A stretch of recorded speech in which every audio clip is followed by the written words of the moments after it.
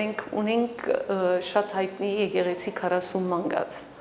որը 14-րդ դարին հիմնված է, մինչև հիմա պահպանված է։ Այսինքն հարկում էին։ Այսի ինչ որ ես հետո գիտակցել եմ, իս համասարանի կյանքի մեջը մի օր միացած քնահատական ստացա, դասախոսը կանչեց, չնայած շատ աշխարհում 400 հոգի էինք մեր կուրսը, ասեց չես ամաչվում, հայ ես, այս ինչ քնահատական է։ Այդ վերաբերմունքը կա, որ եթե հայ է, ինքը պետք է լավ անե ամեն ինչ։ Ու դա շատ հաճելի զգացմունք է ու բարդավորեցնող, այսինքն քո ծնողներդ կամ քո նախնիներդ արել են դա, ու դու բարդավոր ես այդ քիզը, որ իրենք քեզ տվել են, դա շարունակես։ Այսինքն եթե հանգած շեղվեիր, ինչ որ վատ արարքով, մեկը կար, որ քեզի կարներ գսեր, էսա ուղին։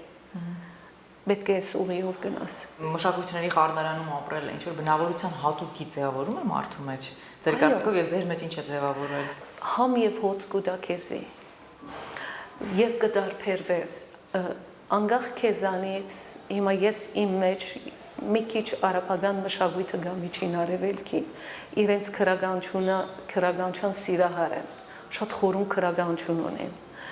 Գիտեմ, երբ որ Հայաստան եկա նորեն դարբեր է, ես կասեմ, որ մենք մեկ